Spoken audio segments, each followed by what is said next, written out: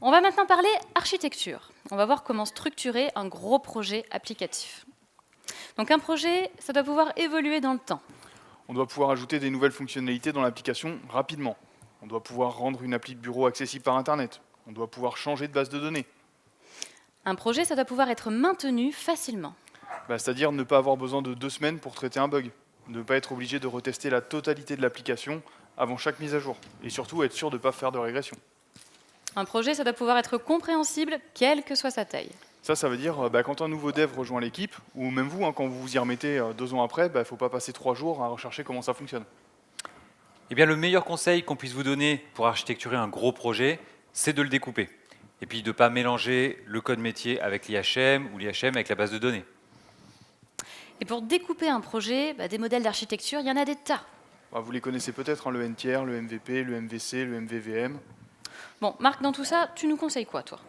Alors, vous savez, je ne crois pas qu'il y ait de bonnes ou de mauvaises architectures. Si je devais vous donner un conseil aujourd'hui, c'est chaque architecture, c'est avant tout une histoire d'expérience. Il faut trouver une architecture qui vous correspond, que vous maîtrisez, et surtout, il faut vous y tenir.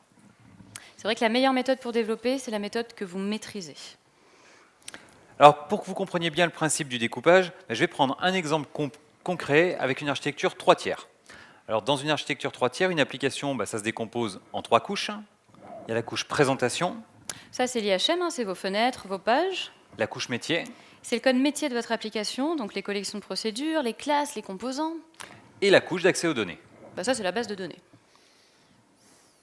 D'ailleurs, vous le savez, avec WinDev, WebDev et WinDev Mobile, vos applis et vos sites se connectent très facilement à toutes les bases du marché. Oracle, SQL Server, AS400, MySQL, PostgreSQL, Informix, Sybase, Progress, DB2, SQL Azure, MariaDB, toutes les bases de données du marché. Et également les bases Big Data comme Hadoop, Riak ou MongoDB. Et même les petites bases comme Access ou SQLite. Et puis quand on développe en 3 tiers, la règle de base, c'est que chaque couche n'interagit qu'avec les couches autour d'elle. Ça veut dire que l'IHM n'accède pas directement aux données, et les données n'accèdent pas directement à l'IHM. Dans les deux sens. Alors, c'est quoi les avantages d'une architecture 3 tiers? Ou en fait de n'importe quelle architecture qui découpe une application en couches? Eh bien, comme chaque couche est indépendante, c'est plus facile à faire évoluer. Alors, par exemple, mon appli a grossi, je suis passé d'une base de données locale à un client-serveur. J'ai juste eu à changer la couche donnée, la couche d'accès aux données. Deuxième avantage, c'est plus facile à maintenir. Alors par exemple, quand on m'a indiqué qu'il y avait un bug dans une règle de calcul métier, je savais immédiatement où trouver le code concerné. Troisième avantage, c'est plus facile à tester. Grâce au découpage en 3 couches, je peux facilement faire des tests unitaires sur chacune des couches. Quatrième avantage, c'est plus facile à sécuriser. Et oui, l'utilisateur ne peut pas accéder à la base de données directement. La couche métier maîtrise et contrôle toutes les requêtes. Cinquième avantage, c'est plus facile à réutiliser. Quand on m'a demandé une version web de l'application, j'ai créé la nouvelle couche IHM avec des pages web et j'ai réutilisé la couche métier et la couche données. Alors avec WinDev, comment on met en place une architecture découpée? Voilà, je prends WinDev comme exemple, c'est exactement le même principe avec WebDev ou avec WinDev Mobile, bien sûr. Je vous montre de suite sur un projet didactique. Ce projet, c'est une gestion de contact. Alors regardez, j'ai ici la fenêtre pour saisir un nouveau contact.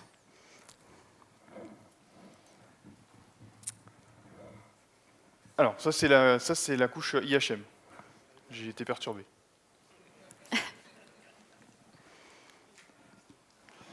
Alors dans cette fenêtre, les champs de saisie sont reliés automatiquement à la structure qui contient les données. On utilise pour ça le data binding automatique de WinDev. Quand l'utilisateur clique sur Valider, l'application récupère les données saisies dans une structure. Alors pour ça, j'ai utilisé la fonction W-langage, écran vers source. Les champs de la fenêtre, Manu l'a dit, sont directement bindés sur les membres de la structure. Puis là, on a utilisé une structure. On aurait aussi pu utiliser une classe, comme ça on aurait bénéficié des getters et des setters. Ensuite, j'appelle la procédure enregistre contact en lui passant en paramètre la structure. Alors cette fonction enregistre contact, elle va vérifier que les informations saisies sont correctement formatées avant qu'elles soient enregistrées dans la base. Alors donc enregistre contact, une fois que tout est bien formaté, j'appelle la fonction ajoute contact et dans la procédure ajoute contact, je remplis le buffer HFSQL avec la fonction W-langage mémoire vers fichier et j'ajoute l'enregistrement dans la base de données avec HEnregistre. Alors le HEnregistre, il envoie les infos au serveur HFSQL.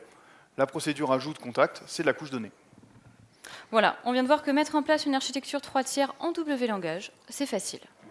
Allez, je profite de ce sujet d'archi pour vous montrer quelques bonnes pratiques de développement qui peuvent vous faire gagner du temps au quotidien. Alors un premier point, vous le voyez, notre procédure ajout contact ici, elle est autonome. On ne va pas chercher une variable globale ou l'état d'un champ pour décider de l'action à faire. Son fonctionnement ne dépend que de ses paramètres. Les avantages de cette bonne pratique. Comme votre procédure elle est autonome, eh bien vous pouvez l'appeler de n'importe où sans vous préoccuper du contexte. Et puis c'est beaucoup plus facile à tester. Et toujours dans cette procédure, une autre bonne pratique, on l'a dit tout à l'heure, le code métier ne doit pas faire d'IHM. Donc, il n'affiche pas de message d'erreur. Il fait remonter les éventuelles erreurs à la couche IHM et c'est l'IHM qui les affichera. Oui, parce que votre code métier il peut être appelé depuis une application, depuis un service ou un web service. Donc l'erreur, elle ne sera pas toujours traitée de la même manière. Alors pour ça, vous voyez, vous disposez du mécanisme de gestion automatique des erreurs du W langage. Donc ici, en cas d'erreur, j'exécute le code qui est après le cas erreur. Et dans le cas erreur, en fait, je propage simplement l'erreur au niveau appelant, avec la fonction erreur propage. Autre conseil, factorisez votre code. Si vous avez 2 algorithmes similaires dans 2 traitements différents, eh bien faites-en une seule procédure qui sera appelée depuis les 2 traitements. Alors les avantages de cette bonne pratique, déjà, vous réduisez la quantité de code à maintenir, et puis si vous avez une correction ou une évolution à faire, vous la faites qu'une seule fois. Et puis c'est aussi plus facile à tester. Alors par contre, il faut faire attention à ne pas créer une procédure couteau suisse, c'est-à-dire une procédure qui a plusieurs comportements. Une procédure modifie client qui va des fois modifier le client, des fois l'ajouter, et puis voire même le supprimer en fonction de ses paramètres. Autre outil très utile pour produire des applications plus fiables, les design patterns. Les design patterns, je vous le rappelle, ce sont des modèles de conception, des manières de faire reconnues, standardisées, pour répondre à une problématique. Alors les design patterns, c'est un sujet très vaste, vous trouverez énormément de littérature à leur sujet, et régulièrement dans la LST, en fait, on vous livre des implémentations détaillées. Donc, par exemple, dans la dernière LST, la 108, vous avez les patterns retry et circuit breaker qui ont été livrés. Quels que soient vos choix d'architecture, WinDev WebDev et WinDev Mobile vous aident à développer des applications fiables et performantes.